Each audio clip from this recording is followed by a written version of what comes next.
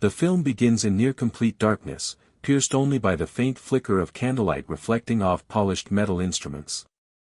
A low, persistent hum fills the air, the sound of the city outside, but within the narrow laboratory corridors, silence dominates, broken only by the distant, plaintive cries of monkeys in cages. Their movements are small, restless, and almost imperceptibly human, a haunting reminder that these creatures, with their intelligent eyes and expressive faces, are caught between the natural world and the cold grip of human curiosity. The camera lingers on their tiny, grasping hands, the way their eyes follow every motion, as if aware of the impending suffering that awaits them. This opening scene immediately establishes a moral and emotional tension. It is a tension between innocence and cruelty, between life in its natural, untainted state and the unnatural interventions of human ambition. The 19th century, a period of rapid scientific advancement, had a fascination with discovery and progress. Laboratories, once modest and solitary spaces, had become the epicenters of experimentation, their walls lined with jars of preserved specimens and shelves of anatomical drawings. The pursuit of knowledge, however, was often conducted with little regard for the creatures, or the humans, that became unwitting participants. In the center of this narrative stands the figure of the scientist, a man dressed in a dark coat, meticulous yet detached, hunched over a table illuminated by a flickering lamp. His hands move with precision as he records observations, marks measurements, and notes behavioral responses. Every action is calculated, every detail observed with clinical detachment, but beneath this calm exterior lies a complex blend of fascination, obsession, and, sometimes, guilt. The narrative probes the psychology of these men and women, their drive fueled by societal expectation, personal ambition, and a belief in the moral righteousness of scientific progress. The laboratory itself becomes a character in this introduction, a dim, oppressive space where light and shadow play across stone floors and the faces of both humans and animals alike. The scent of formaldehyde and ink permeates the air, mingling with the faint, metallic tang of blood. Viewers are made to feel the tangible atmosphere, as if the air itself carries a weight of anticipation, dread, and ethical tension. The scene is not merely visual, it is sensory, drawing the audience into a world where curiosity is both a tool of discovery and a weapon of subtle cruelty. Through carefully constructed flashbacks and descriptive narration, the story paints the 19th century context, cities filled with noise and soot, the rapid expansion of industries, and the rise of universities and scientific societies. Knowledge is currency, prestige, and power, and the ethical lines that might restrain experimentation are often blurred or ignored. The cries of monkeys echo the cries of an era in which ambition sometimes outweighed compassion. Their suffering, though silent to the broader public, resonates through the narrative, establishing an emotional chord that persists throughout the documentary. The introduction also highlights the duality of the era. On one hand, there is progress, microscopes that reveal unseen worlds, anatomical studies that advance medicine, and the blossoming understanding of physiology and behavior. On the other hand, there is darkness, the isolation of the subjects, the moral compromises made in the name of science, and the subtle cruelty embedded in routine procedures. By presenting these contrasts, the narrative immediately situates the audience in a morally complex world, where the line between curiosity and exploitation is dangerously thin. Even in this earliest stage, hints of tension and foreshadowing appear. There is a sense that these experiments, initially undertaken in the name of knowledge, will escalate into territory that tests the limits of ethical reasoning. Subtle descriptions of failed procedures, distressed animals, and uneasy assistants suggest that the story to come will not only examine historical events but also explore the psychological and emotional ramifications of placing ambition above empathy. The narrative now expands to focus on the arrival of animals into the laboratory, their journeys from distant colonies marked by cramped conditions and fear. Ships carry crates of monkeys across storm-tossed seas, their cries muffled by the hulls of vessels and the indifference of their human caretakers. Each animal is catalogued upon arrival, assigned a number, yet their individuality is evident in their reactions. Some cling to each other, others tremble in isolation, their eyes wide with apprehension. The meticulous process of acclimatization, feeding schedules, an initial observation is described in detail, emphasizing the blend of care and control that defines early experimentation. The story then delves into the scientist's preparation for study, illustrating the complex interplay between methodical planning and moral detachment. Instruments are polished and arranged with exacting precision, observation tables are cleared and sanitized, assistants check their notes and review procedures. The narrative details the scientist's internal monologues, revealing fascination with the subject's anatomy and behavior alongside a rationalization of the suffering they will impose. There is an almost theatrical quality to these preparations, the calm before the storm, the quiet tension of a space poised on the edge of discovery and cruelty. The interactions between subjects and observers are explored at length. Monkeys display curiosity and intelligence, reaching for objects, mimicking movements, and showing emotional responses. Humans in observation roles respond with a mix of professional detachment, empathy, and subtle unease. These dynamics underscore the ethical tension central to the narrative. Subjects are sentient, aware, and responsive, yet the environment treats them as instruments rather than beings. The narrative emphasizes the small, poignant moments, the trembling paw, the fleeting glance, the hesitation before a procedure, that heighten suspense and deepen emotional engagement. Narration shifts to the broader societal and cultural backdrop. Scientific societies meet in ornate halls, filled with gaslight and the scent of ink and parchment. Papers are presented with fanfare, experiments described in meticulous detail, yet the voices of the subjects are absent from these accounts. The contrast between public celebration of knowledge and the hidden suffering in laboratories intensifies the moral complexity. Viewers are made to sense the pervasive tension between admiration for discovery and unease at the unseen costs, a theme that echoes through the documentary. The narrative introduces early failures and unexpected outcomes in the experiments, underscoring the unpredictability of life and the limits of human control. Subjects react in ways that confound observation, resistance, aggression, or withdrawal. Monkeys develop behaviors indicative of stress and fear, while assistants record deviations with clinical detachment, often dismissing emotional cues as irrelevant. The psychological interplay, the struggle of subjects to maintain agency, the scientist's rationalizations, creates a slow-burning tension that permeates the section. Ethical introspection is woven into the narrative, exploring how some scientists wrestle with conscience while others become increasingly detached. Letters and diaries reveal inner conflicts, guilt, and justification, showing that moral awareness existed even amidst the drive for discovery. These reflections are juxtaposed with the observable suffering of subjects, emphasizing the profound moral and psychological complexity of the period. The audience is drawn into a space where curiosity, ambition, and conscience collide. The introduction closes with a wide, cinematic view of the laboratory and surrounding city at night.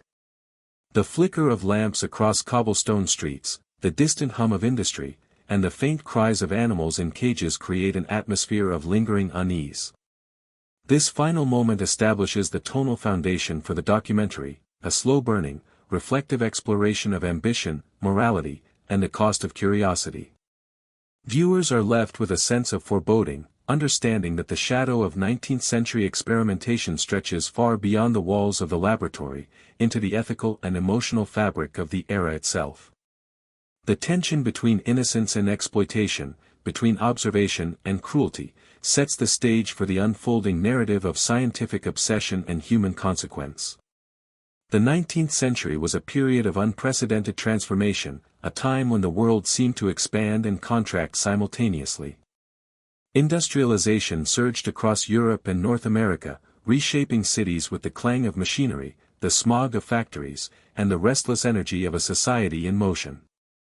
Within this whirlwind of change, science was both a beacon of progress and a shadowed corridor of moral ambiguity.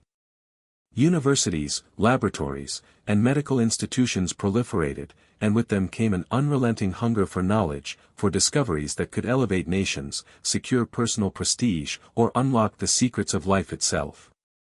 In the midst of this era, curiosity was often celebrated as a virtue, yet it was a curiosity untempered by ethical oversight.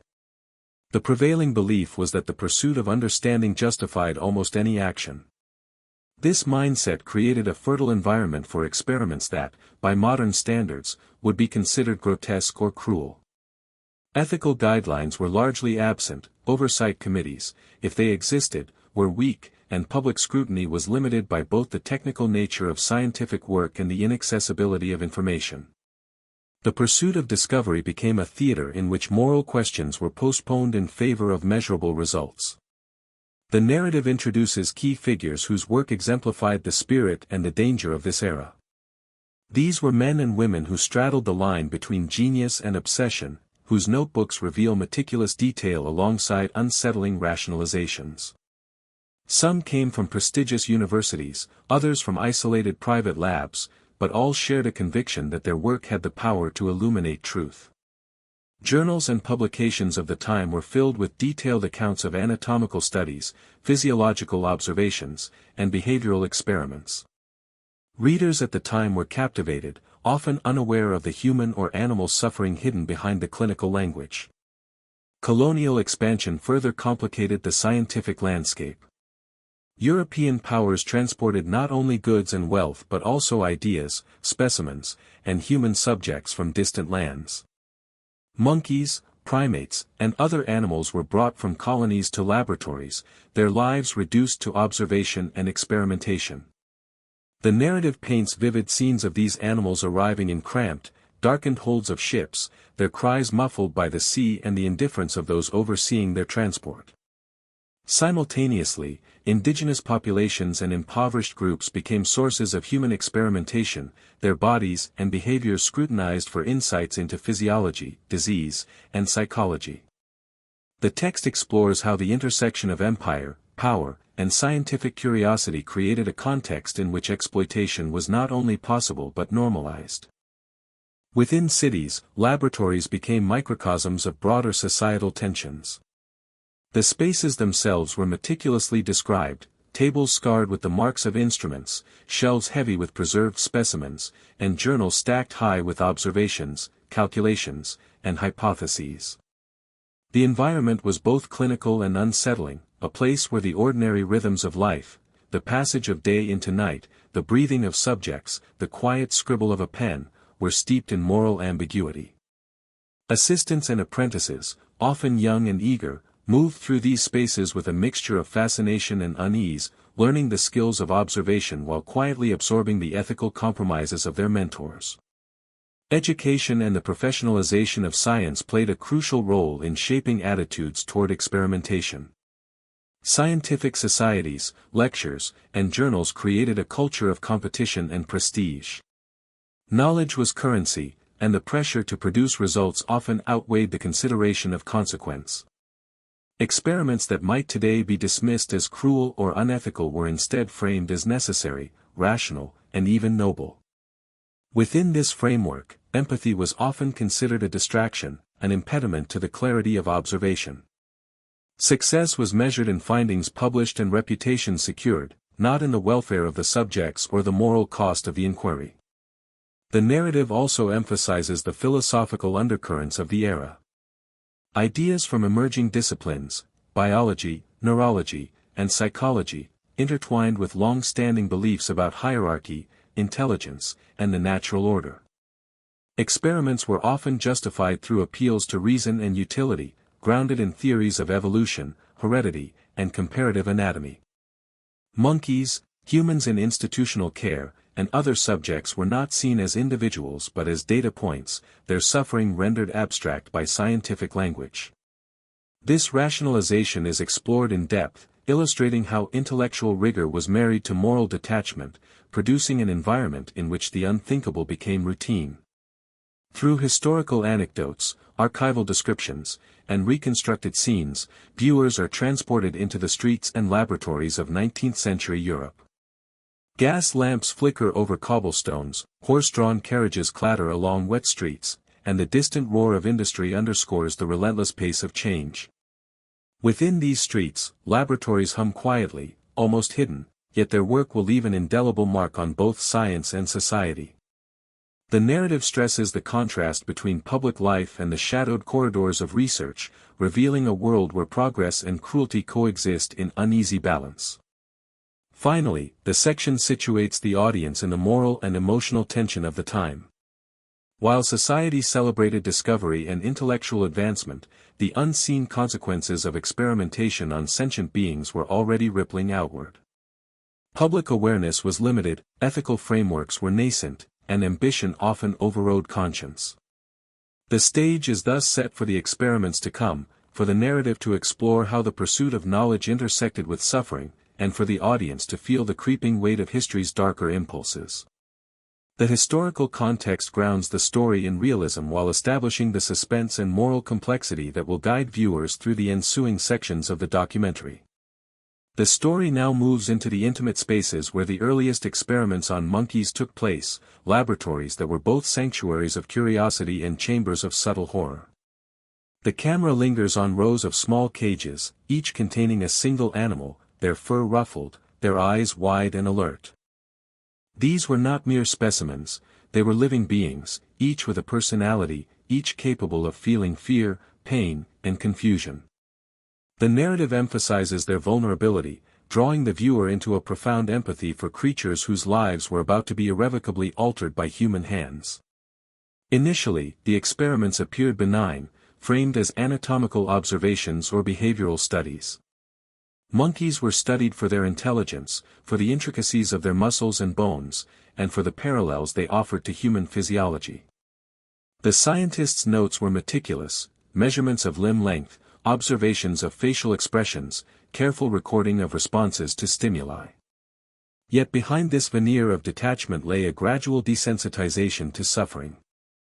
The subjects' discomfort, their silent protests, and the occasional audible cry were often interpreted as part of the experimental process, their voices reduced to data points in an evolving study of life. Narrative detail brings the audience closer to the lived reality of these animals. Some were young and playful, responding to small gestures with curiosity, others were older and weary, their eyes reflecting a long history of confinement and repeated interventions. The contrast between their natural behaviors and the artificial, constrained world of the laboratory is stark. The story describes how routine procedures, measuring, restraining, minor surgeries, and exposure to stimuli, began to take a psychological toll. Monkeys withdrew from interaction, became hesitant or aggressive, and displayed behaviors that suggested a creeping sense of despair. These early signs of trauma hint at the moral complexity of the experiments, emphasizing that scientific discovery came at a profound cost. The narrative expands to describe the human side of these early studies. Scientists, often young and ambitious, were caught between curiosity, academic pressure, and moral doubt. Apprentices observed and learned, recording findings while absorbing the unsettling realities of their mentors' work. Some expressed hesitation or discomfort, questioning the necessity of certain procedures. Others rationalized every action, convinced that the pursuit of knowledge justified temporary suffering. This psychological layering adds tension, illustrating the internal conflicts that coexisted with external progress. The section also emphasizes the meticulous preparation and design of experiments. Subjects were often conditioned, trained, or isolated to ensure consistency. Monkeys were fed at scheduled times, their routines monitored, and their behaviors noted with obsessive precision. The narrative evokes the eerie rhythm of daily life in the laboratory, the quiet anticipation before a procedure, the measured breathing of the subjects, the faint scuff of paws on cage floors, and the calculated movements of scientists as they conducted tests. These descriptions build a slow-burning tension, immersing viewers in the sensory experience of a place where knowledge was pursued with unflinching determination. Specific early experiments are described in a way that balances factual detail with emotional resonance. Some involved observing responses to pain or restraint, others tested the limits of learning and memory. The narrative explores how these procedures, while designed to extract scientific insight, had unforeseen consequences. Monkeys developed behaviors that hinted at stress, anxiety, and trauma. Their attempts to interact, play, or escape were often stifled by the rigid structure of the laboratory, and the narrative makes clear that these animals were not merely passive participants, they were sentient beings reacting to a world imposed upon them. A crucial element in this section is the slow evolution from observation to manipulation. Early experiments, initially observational, began to incorporate interventions, minor surgeries, exposure to stimuli, and tests that pushed both physical and psychological boundaries. The narrative examines how scientific curiosity gradually overshadowed empathy, illustrating a progression from careful study to increasingly invasive procedures. Each step is described with atmospheric detail, emphasizing the cold precision of the experimenters against the innate vulnerability of the subjects. This tension underscores the ethical complexity of the era and the creeping sense of dread that pervades the story. The narrative also introduces documentation and record-keeping as a central element of these experiments. Diaries, notebooks, and illustrations capture every detail: the curvature of a spine, the movement of a limb, the expression in an eye. Yet these records, while scientific in intent, also serve as an unintentional chronicle of suffering. The narrative reflects on the dissonance between the objective tone of the notes and the emotional reality they conceal. In this way, the audience begins to grasp the magnitude of ethical compromise inherent in the pursuit of knowledge during this period. Throughout, the section maintains a contrast between innocence and exploitation. The monkey's natural intelligence, curiosity, and capacity for affection are juxtaposed with the cold, systematic methodologies employed by scientists. This contrast heightens emotional engagement, drawing viewers into the moral ambiguity at the heart of the story. By the end of the section, the audience is fully immersed in the world of early experimentation, aware of the suffering it caused, and apprehensive about the escalation to come with human subjects. The section concludes by foreshadowing the expansion of these methods into human experimentation. The narrative hints that while the monkey's plight is harrowing, it represents only the first stage of a deeper descent into ethical compromise. The slow, deliberate pacing, combined with atmospheric detail and psychological insight, ensures that the audience is emotionally invested, creating a lingering sense of unease that sets the stage for the next chapter of the story. The narrative now shifts from the confines of the animal laboratory to the darker, more morally complex world of human experimentation. As the 19th century progressed, the curiosity that once focused on monkeys and other animals began to extend to human subjects. These were often the most vulnerable members of society: institutionalized patients, orphan children, prisoners, and the impoverished who had little agency to refuse participation. The story situates the audience in crowded asylums and dimly lit hospital wards, where the lines between care and exploitation were dangerously blurred. The ethical descent of the era begins in earnest, and the narrative evokes a slow, creeping sense of dread as viewers realize that the same detached curiosity that guided experiments on animals is now being directed toward humans. The human subjects are described with care, emphasizing their individuality and humanity. Children are playful and curious, their innocence starkly contrasting with the cold precision of the experiments imposed upon them. Patients in asylums are depicted as fragile, sometimes bewildered by procedures that they neither understand nor consent to. The narrative draws attention to their vulnerability, making it clear that these are not abstract, test subjects, but living, thinking beings whose lives will be irreversibly affected. Their reactions, fear, confusion, resignation, serve to heighten the emotional resonance and underscore the moral cost of scientific advancement. Experiments were initially framed as clinical studies, observations of disease progression, responses to stimuli, or examinations of neurological function. But these studies often escalated into invasive procedures, puncturing the skull to study brain activity, testing the limits of endurance and pain, and isolating subjects to study the effects of deprivation. Detailed accounts describe the cold efficiency with which these procedures were carried out. Assistants moved methodically, instruments were prepared with precision, and scientists recorded every response with meticulous care. The narrative emphasizes the contrast between the outward calm of the laboratory and the inner turmoil of the subjects, creating a sustained tension that keeps viewers engaged and uneasy. The motivations of the experimenters are explored in depth. Many believed sincerely in the potential societal benefits of their work, advances in medicine, psychology, or anatomy, but this belief often masked a troubling moral blindness. Diaries, letters, and published papers reveal a mixture of fascination, intellectual pride, and rationalization. Some scientists struggled with guilt or doubt, while others remained resolutely detached, convinced that the pursuit of knowledge justified any means. The narrative highlights this psychological complexity, illustrating how human curiosity and ambition can become entangled with cruelty when unchecked by empathy. Public perception and societal norms play a central role in this section. Many experiments were conducted in secrecy, shielded from scrutiny by professional hierarchies, social prejudice, and public ignorance. Newspapers occasionally reported on the studies, but the accounts were often sanitized, incomplete, or couched in clinical language that obscured the human cost. Religious and moral authorities sometimes condemned the work, but their voices were frequently marginalized in the scientific discourse. This suppression of ethical debate allowed experimentation to continue largely unchecked, creating a sense of moral isolation and tension that pervades the narrative. The narrative also explores the psychological effects on human subjects. Isolation, repeated exposure to pain, and constant observation induced fear, anxiety, and despair.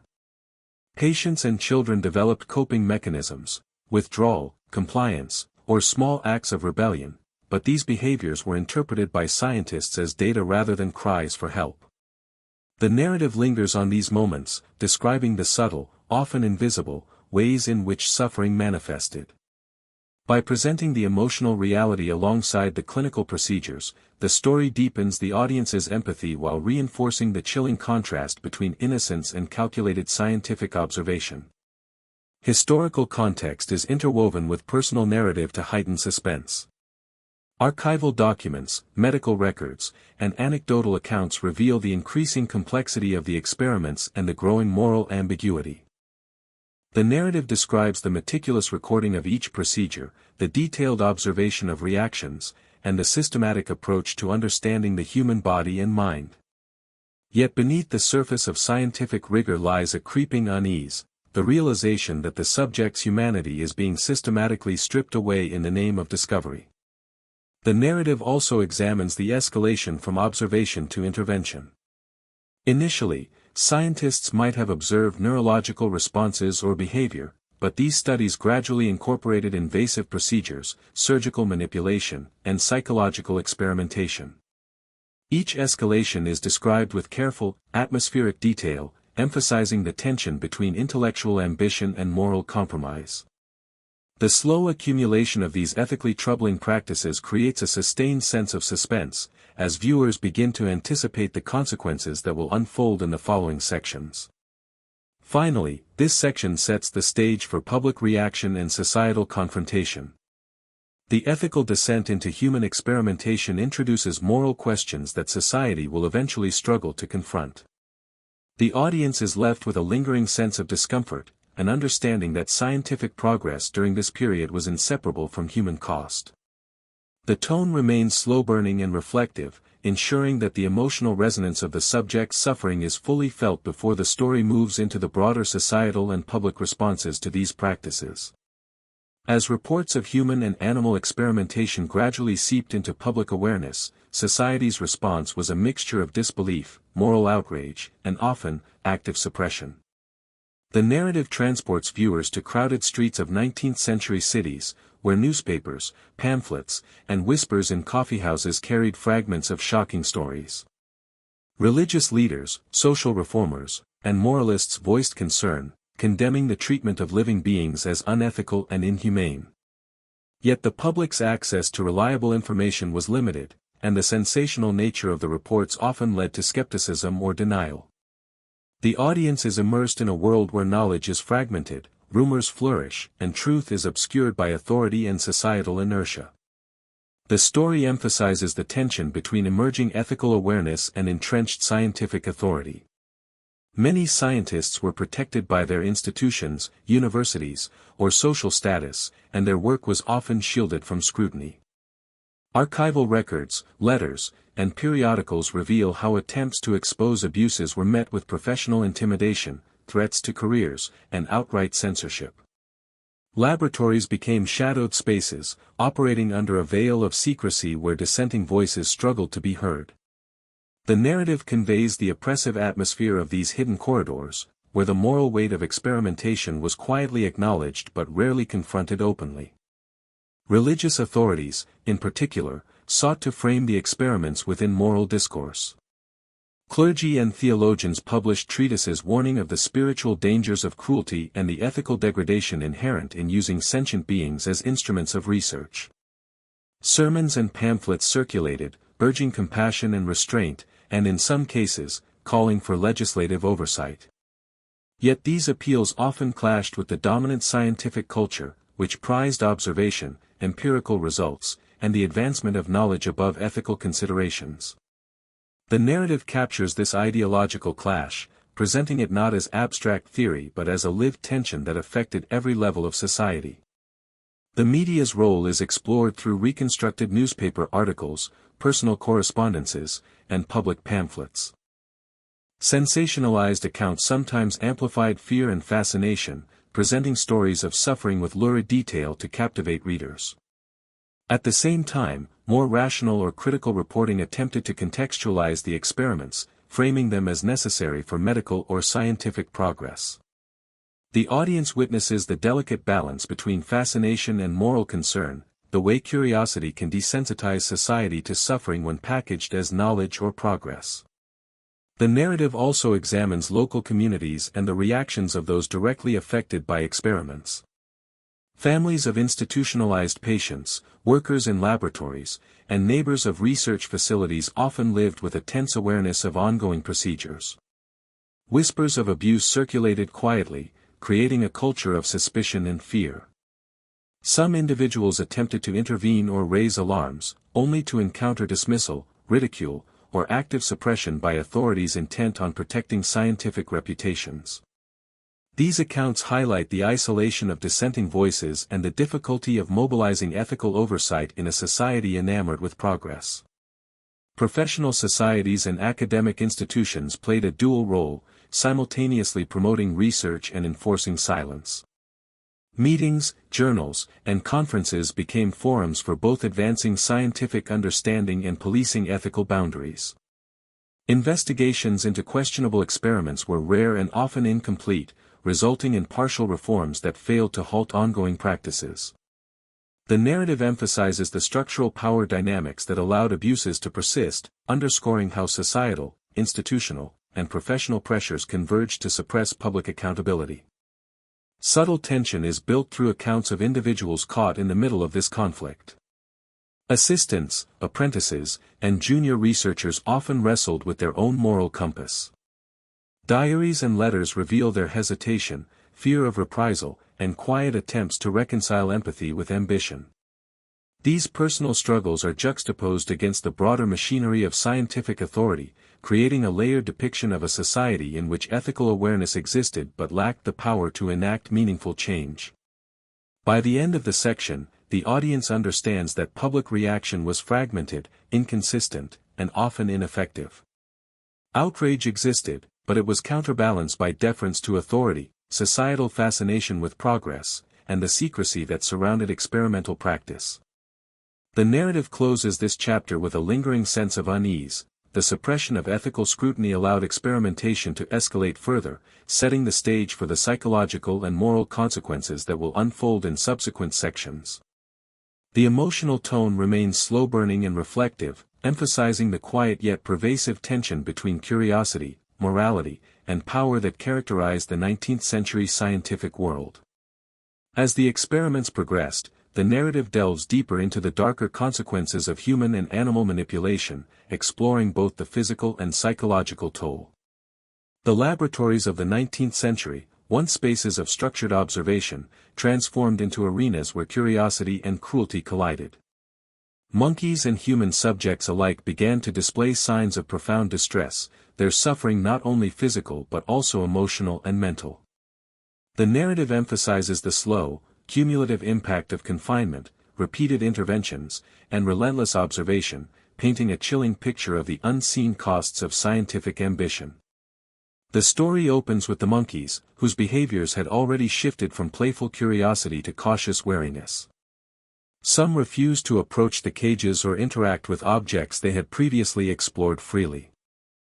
Others displayed aggression, biting or clawing in moments of anxiety, their natural instincts distorted by prolonged exposure to unfamiliar stimuli and routine pain. Observers' notes described these behaviors clinically, noting deviations from expected patterns, yet rarely addressing the moral weight of the suffering endured. By emphasizing the disconnect between observation and empathy, the narrative heightens tension and invites the audience to question the ethical foundation of such studies. Human subjects fared no better. In asylums, hospitals, and private laboratories, children, prisoners, and institutionalized patients were subjected to procedures that tested their endurance, memory, and capacity to endure discomfort. Isolation rooms, sensory deprivation, and repeated manipulations induced fear, confusion, and despair. The narrative paints a visceral picture: the trembling of a child placed alone in a darkened room, the hesitant movements of a patient under observation, and the quiet despair etched in the faces of those who had no voice in the experiments conducted upon them. These accounts evoke a slow-burning horror rooted in the tension between innocence and systematic interference. The psychological impact on subjects manifests in subtle, sometimes imperceptible ways. Monkeys develop repetitive behaviors, withdrawing into corners or engaging in obsessive pacing. Humans exhibit signs of learned helplessness, apathy, and emotional withdrawal. The narrative explores these behaviors with care, framing them not as anomalies but as natural responses to extreme conditions. Letters, diaries, and contemporaneous reports describe the erosion of autonomy and identity in subjects whose lives are measured, recorded, and manipulated. The audience is made to feel the oppressive weight of this psychological landscape, reinforcing the moral unease central to the documentary's tone. Scientists, too, are portrayed through a psychological lens. Diaries, letters, and memoirs reveal a complex mix of fascination, obsession, and moral rationalization. Some grappled with guilt, questioning the necessity and humanity of their work, while others became increasingly detached, viewing suffering as a natural or unavoidable byproduct of discovery. The narrative emphasizes this duality, illustrating how intellectual ambition can erode empathy and create a culture in which cruelty is normalized under the guise of progress. Tension builds as the audience witnesses the gradual desensitization of both the observers and their assistants, a psychological shift that mirrors the suffering of the subjects themselves. The section also examines specific experiments that exemplify escalation.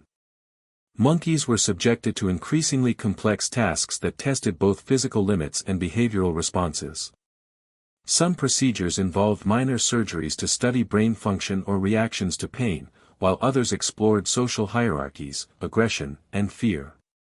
Human experiments mirrored this pattern: isolated observation, sensory tests, and physical manipulations designed to study endurance, cognition, and emotion.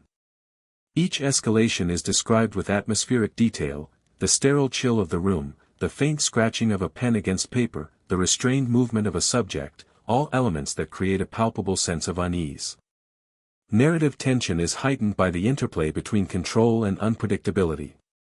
Despite careful planning, subjects reacted in unexpected ways. Monkeys resisted, adapted, or displayed signs of distress beyond what scientists anticipated.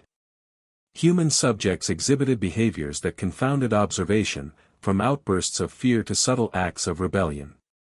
The story conveys the unpredictability of life within these controlled environments, emphasizing the ethical and emotional complexity of attempting to manipulate sentient beings. By presenting these moments in vivid, cinematic detail, the audience is drawn into the moral and psychological labyrinth that defined the era's experimentation.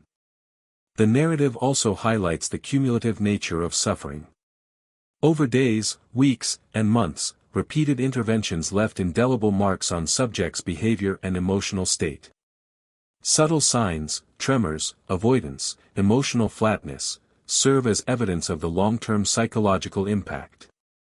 Letters from observers hint at unease and discomfort, yet these feelings are often overshadowed by the pressure to produce results. The audience is made to confront the slow, insidious erosion of well-being, a haunting reminder of the costs of curiosity untempered by empathy. By the end of the section, a sense of full moral weight settles over the narrative. The escalation is not merely procedural but ethical and psychological.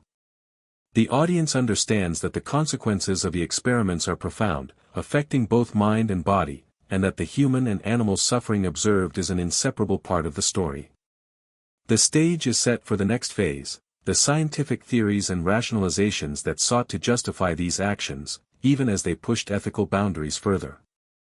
The emotional resonance is maintained throughout, ensuring that viewers are both intellectually and emotionally engaged, aware of the tension between discovery and moral compromise that defines the narrative. This section delves deeply into the frantic efforts of 19th-century researchers to rationalize and justify the increasingly disturbing experiments conducted on monkeys and human subjects, efforts that grew not only in intensity but in madness. What began as scientific curiosity devolved into obsession as these men of reason found themselves confronted by results that refused to obey the frameworks of logic and expectation. As the experiments escalated, the scientists faced the unnerving reality that their observations were producing outcomes that defied their understanding and threatened the very foundations on which their theories stood. The calm conviction of academic authority gave way to uncertainty, and uncertainty slowly mutated into fear. The section begins by exploring how laboratory notes, often scrawled in haste or written during moments of feverish fixation, reveal the gradual breakdown of coherent thought among the researchers. Early entries show clear hypotheses and orderly tracking of results, but as time passes, the handwriting becomes jagged, sentences trail off, and observations morph into frantic speculations. Charts and diagrams intended to map behavior and neurological responses become increasingly erratic, full of contradictory annotations and speculative calculations. Equations cross over one another, arrows point toward nonsensical endpoints, and margins overflow with question marks and half-formed questions. These documents become a mirror of the scientists' unraveling minds, highlighting the growing desperation of men who stood on the brink of something they could not name. The narrative examines how the researchers attempted to connect primate behavior to human psychology, striving for a unified theory of emotion and cognition, a bridge between species that would reveal the essence of consciousness itself. Early experiments with monkeys involved isolation chambers, sensory deprivation, and exposure to lights and sounds designed to provoke fear or aggression. At first, the results were confusing: monkeys that refused to move, monkeys that clung to walls, monkeys that refused food for days. Then, the results became alarming. Monkeys began exhibiting behaviors that no textbook could explain: intense refusal of social interaction, violent self-harm, unprovoked attacks against researchers, and unpredictable responses to the simplest stimuli such as a touch, a light, or a sound. Scientists initially dismissed these reactions as experimental anomalies, statistical outliers, or mere errors in observation, something that could be corrected with better protocols, more precise instruments, or refined procedures. But as similar patterns appeared across multiple subjects, the pressure to explain them mounted. The researchers found themselves trapped between what their instruments recorded and what their theories could not support. Meanwhile, in parallel, human subjects were subjected to experiments designed to mirror those inflicted on the monkeys. Some of the humans were volunteers seeking payment or scientific recognition, others were prisoners, psychiatric patients, or individuals with limited social standing, people whose voices could be easily ignored. They were guided through complex mazes, exposed to startling stimuli, and monitored for emotional response under meticulously controlled conditions. The narrative describes the scientists' struggle to interpret these reactions. Their emotional response charts, meant to show rational and orderly spikes of fear, confusion, or cognition, instead displayed jagged, chaotic lines that revealed psychological rupture rather than comprehension. The researchers oscillated wildly between hopeful optimism that they might be uncovering the hidden mechanisms of the mind and creeping horror as they recognized the potential for irreversible psychological harm. Their field notes, diary entries, and correspondences between colleagues reveal increasing frustration and fragmentation. Letters from this period are filled with veiled confessions, veiled arguments, and even veiled accusations, one researcher blaming another for reckless handling of subjects, another admitting that the experiments might be touching forces we were not meant to quantify, another insisting that the monkey's unnatural reactions must be artifacts of uncalibrated measurement, even as evidence suggested the opposite. There were debates over methodology, though public acknowledgement of these concerns remained carefully suppressed. No one dared jeopardize the reputation of the institution or the funding that sustained it. In public, they remained unified pillars of intellectual confidence. In private, they quarreled, doubted, and quietly feared the implications of their discoveries. The section also explores the public-facing side of the research, highlighting failed demonstrations meant to validate their findings.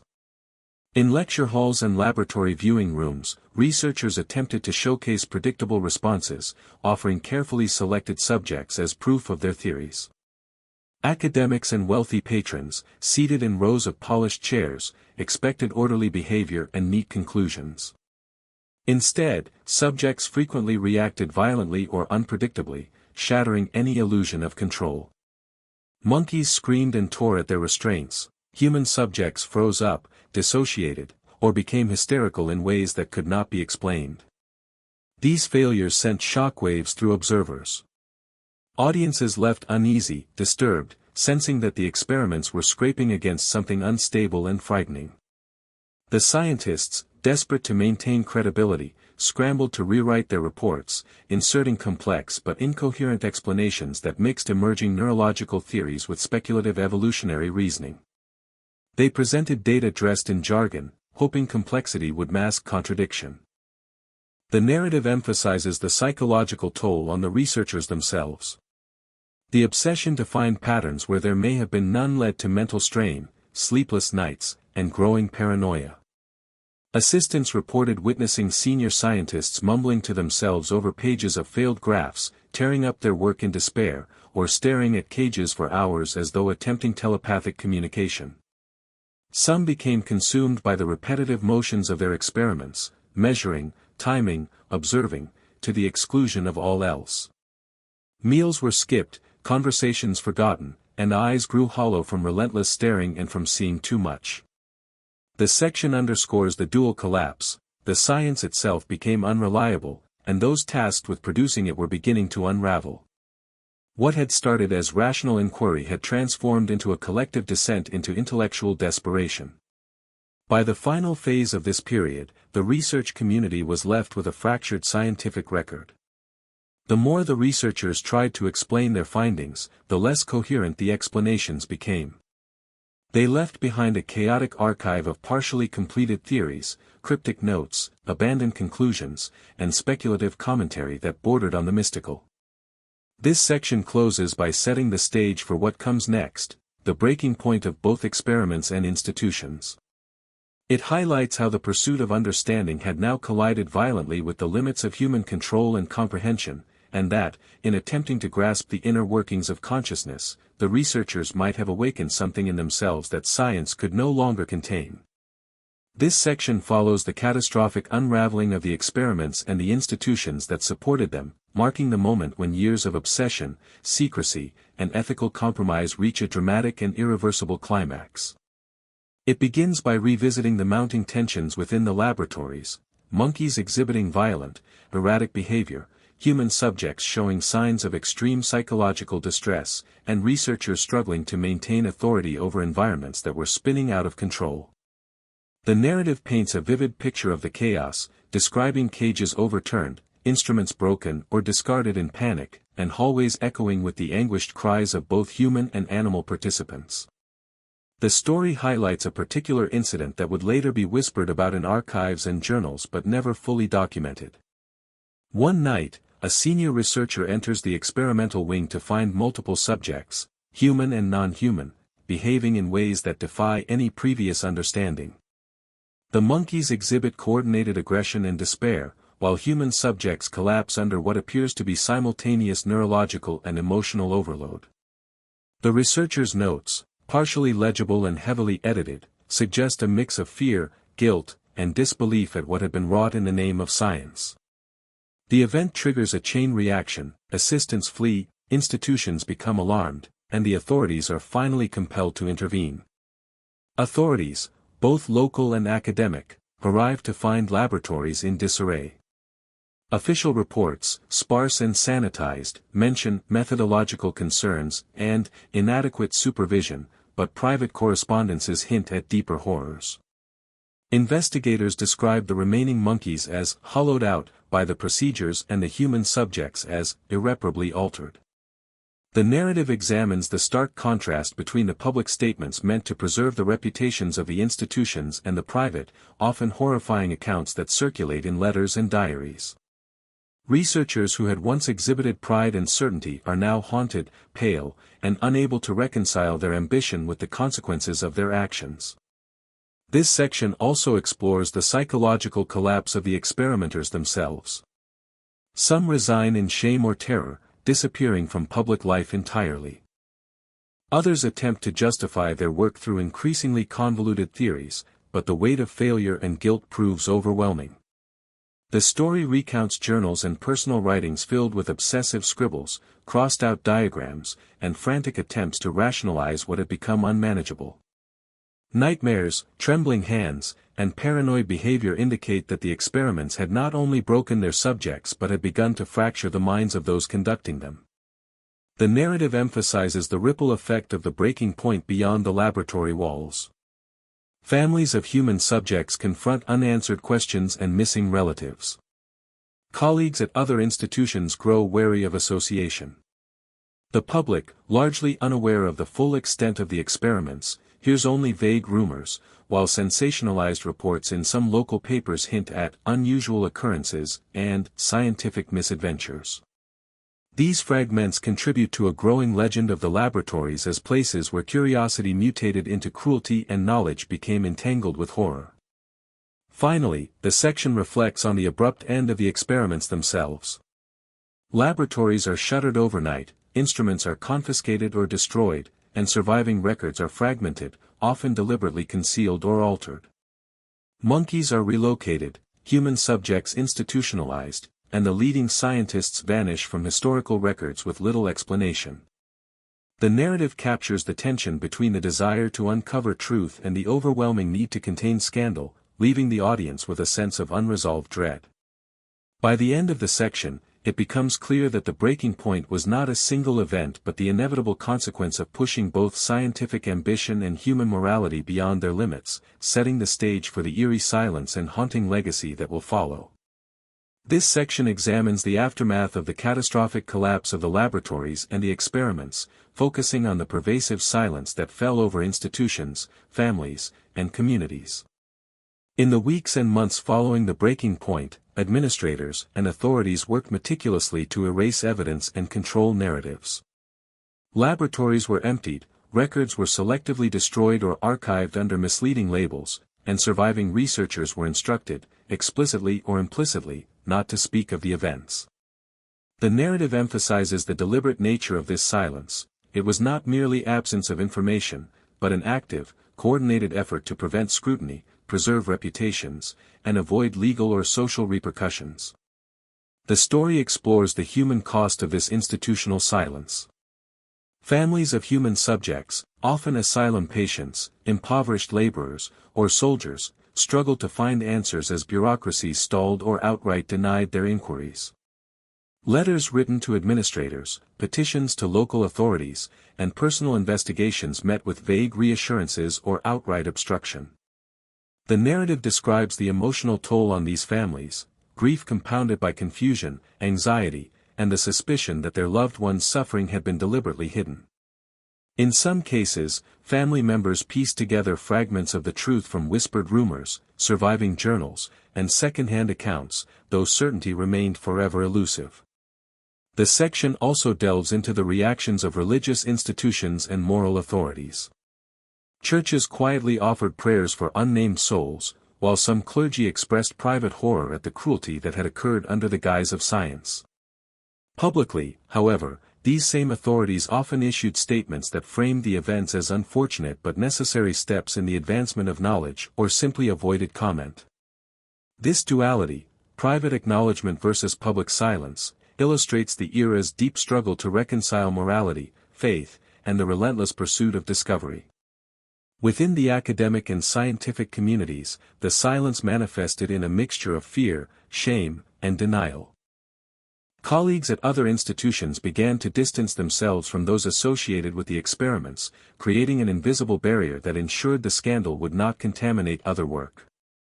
Some scientists attempted to salvage their careers by referencing incomplete or sanitized portions of the research, while others abandoned their fields entirely. The narrative emphasizes the isolation and social fracture that accompanied the moral and practical failure of the experiments, highlighting how the breaking point had ripple effects far beyond the laboratory walls. The psychological impact on former researchers is also explored. Those who survived the collapse carried heavy guilt, paranoia, and anxiety, haunted by memories of subjects' suffering and the knowledge that their work had crossed lines of ethical and human decency.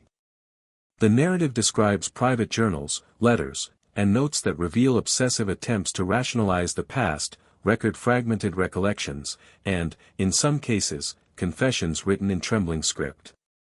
Even decades later, descendants and protégés sensed the lingering tension, the unspoken horrors that had shaped the lives of those involved. Finally, the section considers the broader societal consequences of the enforced silence. Rumors, folklore, and fragmented accounts began to circulate, giving rise to a mythic, almost spectral reputation for the laboratories. These whispered stories ensured that the experiments would not be entirely forgotten, even as official records remained incomplete or misleading. The narrative closes with an evocative image: abandoned laboratories, shuttered windows, and dusty instruments that serve as silent witnesses to the moral and scientific catastrophe. It sets the stage for the next section, in which modern historians attempt to piece together the truth from these fragments, revealing haunting patterns that continue to captivate and disturb. This section shifts the narrative to the modern day, where historians, archivists, and researchers attempt to reconstruct the events of the 19th century experiments from the fragments that survived the deliberate erasures and decades of institutional silence. The section begins with a vivid description of archival rooms, filled with dust-covered journals, brittle letters, faded diagrams, and cryptic laboratory notes. The narrator sets a tone of meticulous discovery, emphasizing the painstaking effort required to piece together a story deliberately hidden from the public. Each surviving document offers tantalizing glimpses of what occurred, but they also reveal contradictions, incomplete explanations, and the profound psychological strain endured by both human and animal subjects. The narrative explores how modern researchers interpret the surviving evidence. Some focus on the physiological experiments conducted on monkeys, analyzing how isolation, sensory deprivation, and stimulus response tests created patterns of behavior that foreshadowed the later study of neurology and psychology. Others examine the human experiments, cross-referencing asylum records, military logs, and personal letters to trace the impact of similar procedures on vulnerable individuals. The section emphasizes the eerie parallels between the animals and humans: emotional instability, compulsive behavior, and psychological deterioration that suggest a haunting continuity across species. The section also highlights the methodological challenges faced by contemporary historians. Many records are incomplete, deliberately obfuscated, or scattered across multiple archives in different countries. Researchers must interpret cryptic shorthand, reconcile conflicting accounts, and infer ethical dilemmas from ambiguous annotations. The narrative draws attention to the tension between the desire for empirical clarity and the recognition that some aspects of the experiments may forever remain unknowable. This struggle mirrors the original researchers' own failed attempts to understand what they had set in motion, creating a layered reflection on the limits of human comprehension. Attention is given to personal stories unearthed from the archives. Diaries from assistants reveal fear, guilt, and obsessive attention to detail. Letters from the families of human subjects describe grief, confusion, and a desperate search for answers. Surviving sketches and diagrams of experimental setups hint at both scientific ambition and moral compromise. The narrative emphasizes the emotional resonance of these materials, showing that the impact of the experiments extended far beyond data points and theoretical models. Researchers today must navigate a moral landscape as complex and unsettling as the physical experiments themselves. The section also explores how these archival discoveries reshape understanding of the broader history of science. It highlights that the 19th-century experiments were part of a larger context in which ambition, nationalism, and the drive for scientific prestige often overrode ethical considerations. The narrative traces the influence of these experiments on later studies in psychology, neurology, and even behavioral science, raising questions about how knowledge can emerge from acts of profound moral ambiguity. Finally, the narrative emphasizes the lingering questions and eerie sense of incompletion that persists. Even with decades of careful archival research, gaps remain. Missing reports, lost diaries, and unrecorded observations hint at horrors and insights that may never be fully known. The section closes with an image of a lone historian, poring over a fragile notebook in the dim light of the archives, reflecting on the paradox of the work, that the pursuit of understanding human and animal minds, so ambitious and so flawed, left behind lessons as much about curiosity and obsession as it did about morality, science, and the haunting legacy of those who paid the ultimate price. This section delves deeply into the painstaking work of modern historians, archivists, and researchers who attempt to reconstruct the harrowing events of the 19th-century experiments, sifting through fragments that survived both time and deliberate erasure. The narrative begins in the dim, silent halls of archival rooms, where shelves sag under the weight of brittle journals, faded diagrams, and meticulously annotated laboratory notebooks. Each document, though fragmented or cryptically coded, offers a haunting glimpse into the minds of the researchers and the suffering of their subjects. The tone emphasizes both awe and dread, as these remnants speak to a story that was never meant to be pieced together, a narrative deliberately buried to protect reputations, suppress scandal, and avoid public outrage. The story highlights the methodological challenges faced by contemporary scholars. Many records are incomplete, scattered across private collections, government archives, or forgotten institutions. Researchers encounter shorthand notations whose meaning is lost to time, crossed-out diagrams, and entries that mix empirical observation with obsessive personal speculation. These challenges force historians to rely not only on evidence but on inference, intuition, and cross-referencing with other contemporaneous sources, such as asylum records, newspapers, letters, and diaries. The narrative emphasizes the intellectual rigor required to navigate these materials while also confronting the emotional weight of the content, the suffering of living beings, the obsessive cruelty of their captors, and the moral ambiguity surrounding the pursuit of knowledge. The section explores in detail the surviving documentation of the animal experiments. Monkeys have been subjected to isolation, sensory deprivation, complex conditioning, and stimulus response tests intended to reveal the inner workings of cognition and emotion. Modern researchers note recurring patterns, extreme agitation, compulsive behaviors, and signs of emotional trauma. Diagrams of cages, meticulously drawn to record behavioral responses, reveal both the scientific precision of the experiments and their ethical perversity. The narrative delves into specific examples, records of a monkey who refused to eat after repeated exposure to disturbing stimuli, sketches of another subject pacing endlessly in a confined space, notations of vocalizations that suggest both fear and despair. These fragments allow researchers to reconstruct not only the methodology but the profound psychological impact of the experiments, raising questions about the limits of observation and the boundaries of human responsibility. Human experimentation, documented far less completely but equally hauntingly, receives careful attention. Researchers today cross-reference surviving asylum logs, hospital records, letters from families, and official institutional correspondence. They trace the involvement of vulnerable populations, patients deemed unfit, impoverished laborers, and soldiers who were traumatized or incapacitated. Diaries and notes from the period describe attempts to measure responses to sensory deprivation, neurological stimulation, and emotional provocation, often using protocols initially tested on primates. The narrative emphasizes the eerie parallels between animal and human responses, emotional withdrawal, compulsive behaviors, panic, and cognitive collapse.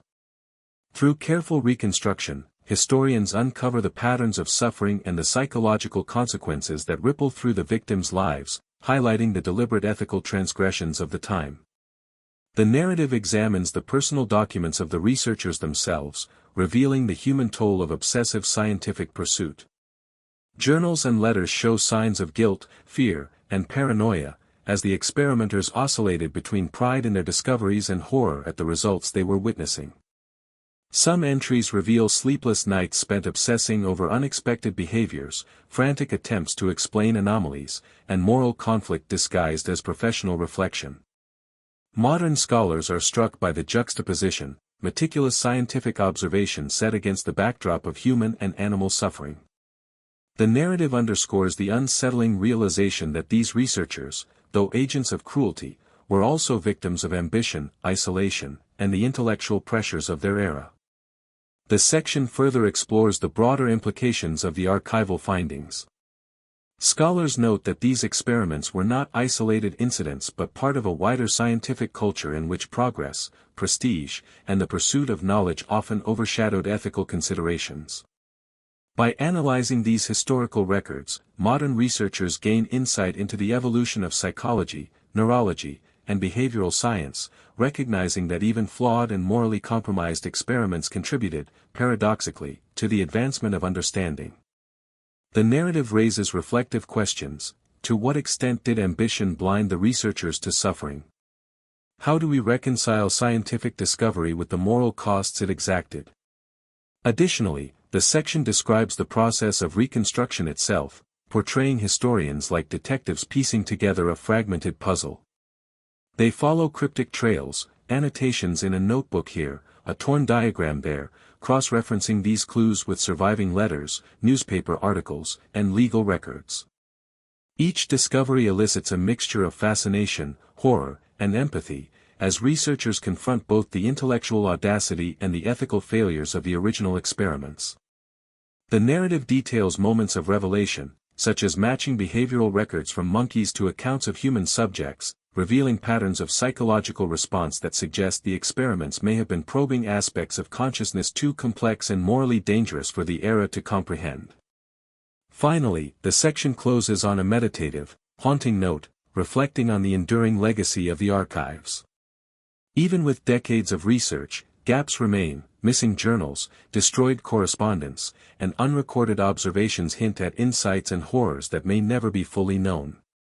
The narrative evokes the image of a lone historian, working late in the dim glow of a desk lamp, turning fragile pages that carry the weight of curiosity, obsession, and suffering. These remnants, though fragmented, allow modern viewers and scholars to confront the uncomfortable truth that the pursuit of knowledge, when divorced from morality, can leave scars that echo across generations. The section ends by emphasizing the paradox of the archives. They are at once a source of enlightenment and a testament to the dangers of unrestrained scientific ambition, bridging the past and present with questions that remain unresolved, unsettling, and profoundly human. This section explores the lasting impact and haunting legacy of the 19th-century experiments on both science and society, reflecting on the moral, psychological, and cultural consequences that extend far beyond the laboratories themselves. The narrative begins by tracing how the knowledge gleaned from these experiments, though ethically compromised, became interwoven into the foundations of psychology, neuroscience, and behavioral science.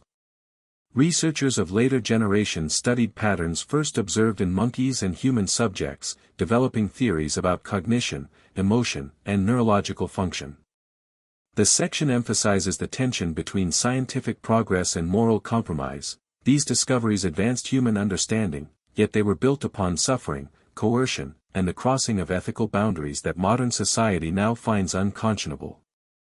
The narrative delves into the personal and societal repercussions of the experiment's legacy. Families of human subjects carried forward trauma that sometimes spanned generations, affecting relationships, mental health, and social standing. In some cases, descendants only later discovered the involvement of their ancestors, uncovering diaries, letters, and institutional records that revealed a past they had never imagined. The narrative emphasizes the contrast between scientific curiosity and human cost, highlighting the quiet, often invisible consequences of ambition untempered by empathy. Monkeys and other experimental animals, long since gone, remain as haunting symbols in scientific literature and public imagination, embodying the ethical questions that still resonate in modern research. The section also reflects on how the experiments shaped institutional practices and ethical frameworks. In the decades following these events, new standards of research ethics emerged, driven in part by the recognition of past transgressions. Informed consent, humane treatment of animals, and oversight committees became institutionalized, in large measure as reactions against the abuses of the 19th century. The narrative explores the irony that the very atrocities that shocked society also laid the groundwork for protections that are now considered fundamental, suggesting that the shadow of past mistakes can catalyze moral and procedural evolution. Attention is given to the psychological imprint on the scientific community itself. Researchers who survived or were tangentially involved in the experiments carried with them a pervasive sense of moral unease. Private letters and unpublished memoirs reveal lingering guilt, obsessive reflection, and a recognition of their complicity in acts that blurred the line between curiosity and cruelty. The narrative examines how these personal histories influenced subsequent generations of scientists, instilling both caution and, in some cases, a desire to confront previously taboo areas of study responsibly. The cultural legacy is explored as well. Stories of the laboratories, once suppressed, seeped into folklore, literature, and public consciousness. Accounts of silent cages, distressed animals, and haunted researchers became metaphors for the dangers of unchecked ambition and the human propensity to rationalize cruelty in the name of progress. The narrative details how these tales persisted in obscure texts, academic discussions, and whispered warnings, creating an enduring fascination with the boundary between knowledge and morality, curiosity and hubris. The section also reflects on the unresolved questions left by the experiments. Even with modern scholarship, gaps remain, missing records, destroyed notebooks, and incomplete accounts leave historians, scientists, and ethicists speculating about what might have been discovered, what went unrecorded, and what consequences might still linger in ways we do not fully comprehend. The narrative underscores that some mysteries of the human mind, especially when probed under conditions of coercion and extreme stress, may never be fully understood. Finally, the section closes with an evocative, cinematic reflection. The camera metaphorically pans across abandoned laboratories, dusty journals, and empty cages, each a silent witness to ambition and its consequences. The narrator emphasizes the duality of the legacy, progress intertwined with moral failure, discovery shadowed by suffering. The story ends on a note of lingering unease, suggesting that the unfinished mind, both human and animal, remains a reminder that some frontiers of knowledge demand not only intellect but humility, empathy, and ethical vigilance. The audience is left to ponder whether the pursuit of understanding is ever truly complete when weighed against the cost at which it is achieved, leaving a chilling, reflective echo that resonates far beyond the 19th century. This final section delves deeply into the haunting legacy of the 19th century experiments on monkeys and humans, exploring the ethical, psychological, and cultural ramifications that persist even into the present day. The narrative opens with the eerie atmosphere of abandoned laboratories, dust-covered instruments, and cryptic notebooks, emphasizing that these spaces are silent witnesses to ambition, obsession, and suffering. Historians and modern researchers carefully sift through these remnants, trying to reconstruct the events that were deliberately hidden, censored, or destroyed over a century ago. Each fragment offers glimpses into the lives of the subjects, the obsessions of the experimenters, and the ethical compromises that shaped the research. Despite painstaking effort, the surviving evidence is incomplete, leaving vast gaps that demand interpretation, speculation, and careful analysis. These absences are themselves meaningful, illustrating the deliberate erasure of uncomfortable truths and underscoring the unresolved questions that continue to haunt scholars and audiences alike. The narrative moves to the methodological challenges faced by contemporary historians and scientists attempting to reconstruct the events. The surviving journals and experimental records are often fragmented, written in shorthand, and filled with annotations that reveal the obsessive nature of the work. Many diagrams of experimental setups and behavioral observations are incomplete or damaged, forcing researchers to cross-reference multiple sources in order to infer what occurred. Some of these sources include asylum records, hospital logs, legal documents, personal letters, and newspaper clippings. Even with careful triangulation, significant uncertainties remain. Researchers must consider the reliability of eyewitness testimony, the possible exaggeration or omission of details, and the subjective interpretation of experimental outcomes. These methodological difficulties mirror the challenges faced by the original experimenters, who struggle to explain the behaviors of their subjects and reconcile their own ethical and emotional responses to the work they were conducting. The section explores in detail the experiences of the human subjects. Vulnerable individuals, patients in asylums, impoverished laborers, and traumatized soldiers, were coerced or pressured into participating in experiments designed to probe neurological and psychological responses.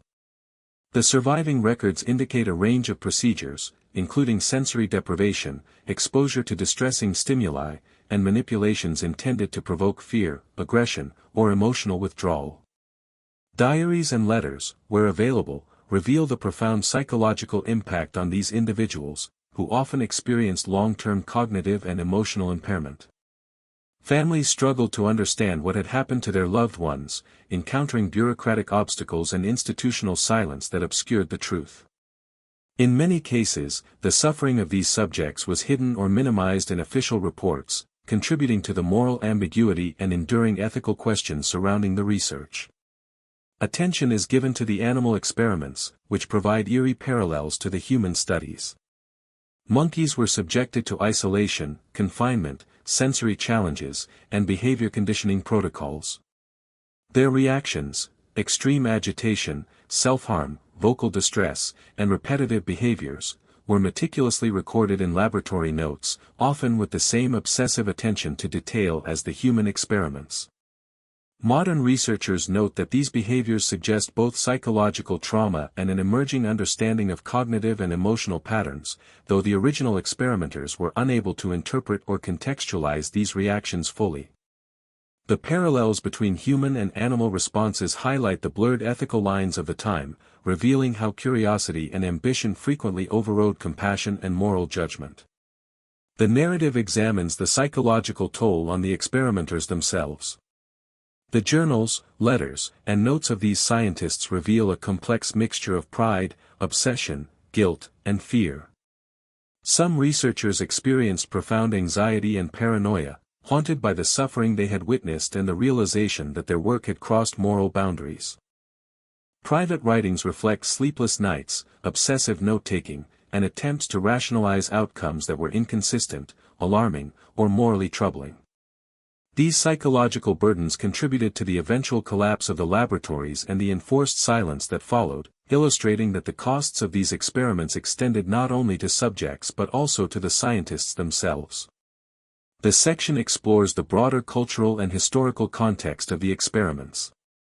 These events did not occur in isolation but were part of a wider scientific culture driven by industrial progress, imperial ambition, and the quest for prestige and recognition. The narrative reflects on the ways in which societal values, institutional hierarchies, and public trust in science enabled ethical transgressions. Even after the laboratories were shut down, the experiments influenced subsequent scientific inquiry. Later generations of psychologists, neurologists, and behavioral scientists inadvertently built upon insights derived from these ethically compromised studies. This raises enduring questions about the moral cost of knowledge and the ways in which unethical practices can shape scientific progress, sometimes leaving legacies that are both beneficial and deeply troubling. The section also considers the cultural memory and mythos surrounding the experiments. Stories of silent cages, distressed animals, haunted researchers, and mysterious disappearances seeped into folklore, literature, and public consciousness. These narratives became cautionary tales, warning against unbridled curiosity and the pursuit of knowledge without moral oversight. They serve as reminders that scientific achievement cannot be divorced from ethical responsibility and that the consequences of ambition can extend far beyond the laboratory. Even today, these stories evoke a mixture of fascination and horror, highlighting the tension between human ingenuity and moral restraint. Unresolved questions remain central to this section. Modern historians and ethicists continue to debate what might have been discovered had the experiments been conducted differently, what knowledge was irrevocably lost, and whether certain insights were inherently unattainable due to methodological flaws and ethical constraints. The incomplete and fragmented nature of the records ensures that some mysteries of cognition, emotion, and consciousness remain unsolved. The narrative emphasizes that these gaps are not mere inconveniences but profound reminders of the limits of human understanding and the consequences of crossing ethical boundaries in the pursuit of discovery. The narrative then reflects on the lasting lessons of these experiments for modern science. They underscore the importance of ethical oversight, informed consent, and humane treatment in both human and animal research. Institutional review boards, ethics committees, and regulatory frameworks emerged, in part, as responses to the abuses of the 19th century, ensuring that future research balances the pursuit of knowledge with the imperative to protect subjects. Yet, the story also acknowledges that ambition, curiosity, and the desire for recognition remain potent motivators in scientific work, suggesting that the ethical dilemmas first illuminated by these experiments are neither solved nor final. Finally, the section concludes with a haunting, cinematic reflection. Empty cages, abandoned laboratories, brittle journals, and faint traces of human and animal suffering serve as enduring symbols of ambition unchecked by morality. The narrative emphasizes the duality of the legacy, scientific knowledge intertwined with moral compromise, discovery shadowed by suffering, curiosity tinged with obsession. Viewers are left with a sense of unresolved tension, understanding that the pursuit of knowledge, while inherently valuable, carries costs that must be acknowledged and reckoned with. The lingering echoes of these experiments remind us that some aspects of the human mind, and the consequences of probing it, may remain unknowable, leaving questions that resonate far beyond the 19th century and continue to challenge contemporary understanding of science, ethics, and human nature.